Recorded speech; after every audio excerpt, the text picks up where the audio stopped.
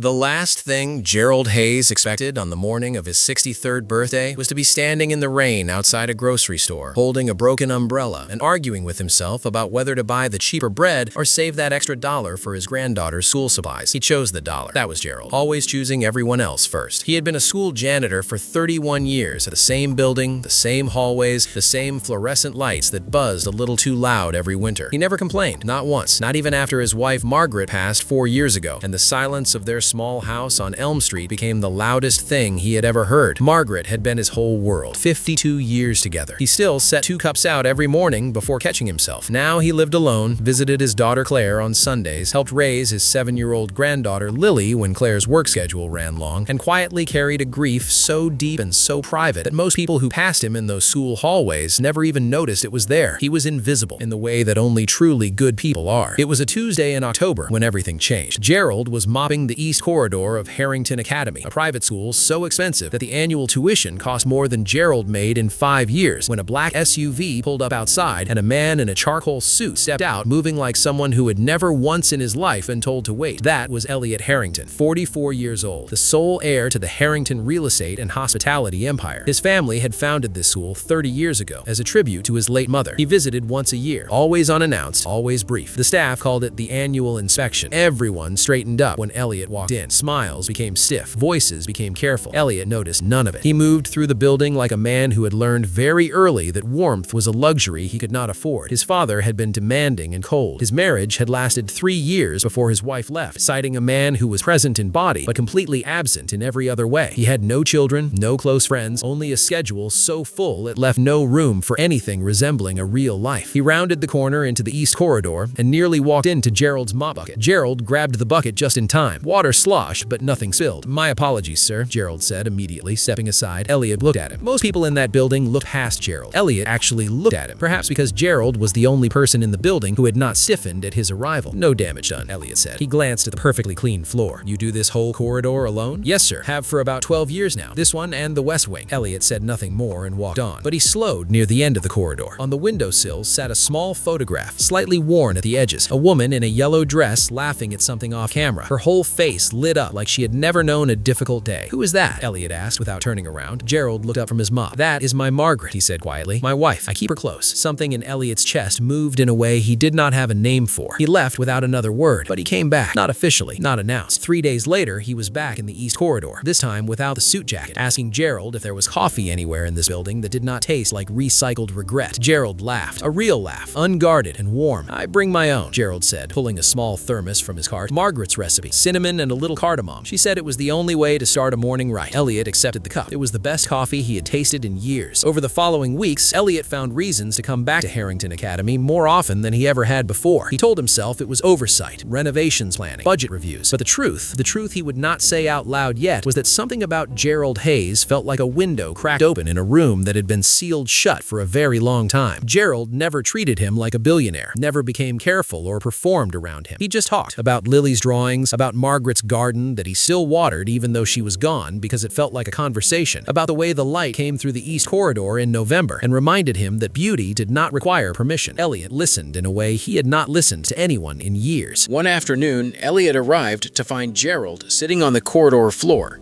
his back against the wall, a letter open in his hands. His face was the face of a man trying very hard to hold something together. Elliot sat down beside him on the floor without hesitating. "Gerald." Gerald looked up. His eyes were red at the edges. "Claire lost her job," he said. "She called this morning. She has been working 2 jobs since her husband left, and now the main one is gone." He folded the letter carefully. "Lily needs winter clothes. Claire needs rent. I have $300 saved, and I do not know yet how to make it reach far enough." Elliot was quiet for a moment. "How long have you been carrying things like this alone?" he asked. Gerald almost smiled. "Since Margaret left. She was the one who knew how to make hard things feel manageable.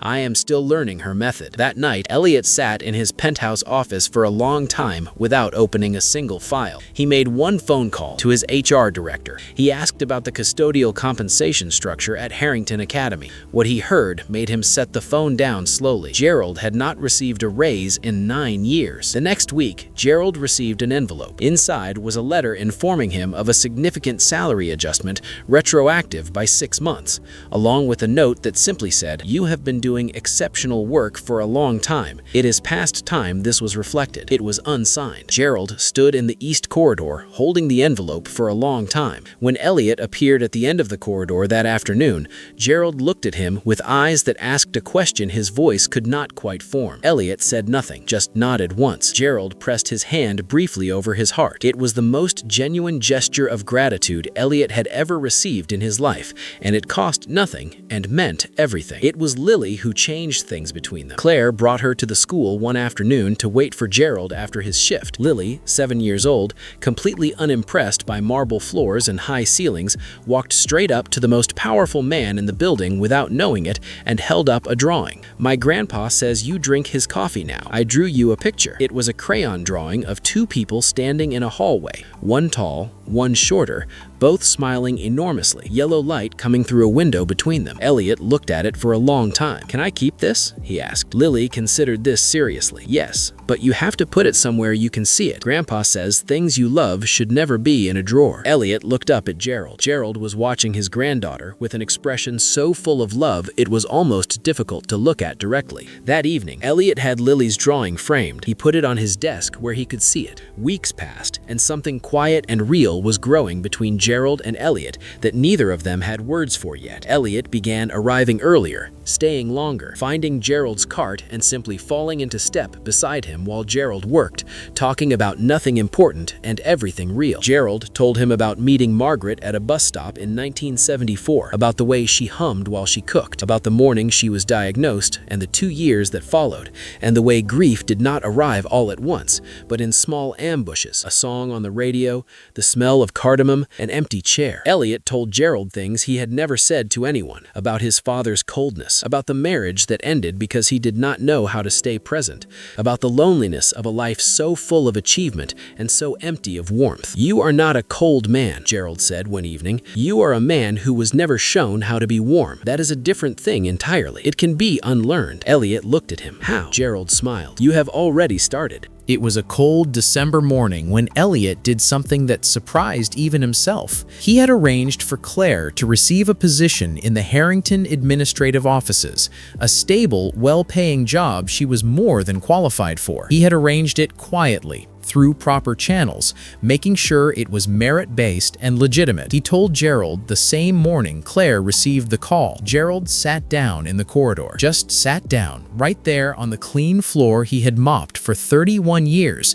and put his face in his hands. Elliot sat beside him. "You did not have to do this," Gerald said, his voice unsteady. "I know," Elliot said. "That is why I did it." Gerald lifted his face. His eyes were full. "Margaret would have liked you," he said. "She had a talent for seeing who people really were before they saw it themselves." Elliot felt something crack open quietly in the center of his chest. "Gerald," he said, and his voice was different now, careful and honest in a way that did not come easily to him. "I do not know what this is, but I know that these past months have been the first time in longer than I can remember that I have felt like a real person, and that is because of you." Gerald was quiet for a long moment. "I am 63 years old," he said finally, his voice soft. "I had 52 years with the greatest love I will ever know. I did not think there was anything left that could still surprise me." He looked at Elliot steadily. "I was wrong. They did not rush anything. That was what made it real." Elliot learned to make Margaret's coffee. He got it wrong 4 times. The 5th time, Gerald closed his eyes after the first sip and smiled in a way that was equal parts joy and sorrow, and said quietly, "That's it. That's exactly it." Lily started calling Elliot by his first name. Then she started saving him seats at the school's winter concert. Then she started drawing pictures of 3 people in the hallway instead of 2. And on a Sunday morning in January, in Gerald's small kitchen on Elm Street, with the garden still sleeping under frost outside, and 2 cups of cardamom coffee on the table between them, Elliot Harrington, the man who controlled a billion-dollar empire, asked Gerald Hayes, the school janitor who had mopped the same floors for 31 years, if he might be allowed to stay. Not as anything grand or ceremonious, just to stay. Gerald looked at him for a long time across that small kitchen table. Then he reached over and pushed the second cup a little closer to Elliot's side. "Margaret always said the second cup was for someone worth keeping," he said quietly. Elliot wrapped both hands around the cup. Outside, the frost was beginning to melt. A wealthy businessman named Chad handed his keys to a valet, then froze. He laughed. "Marcus, parking cars? I told you back in college you'd always end up beneath me. Don't scratch it." He tossed the keys on the ground and walked in. When Chad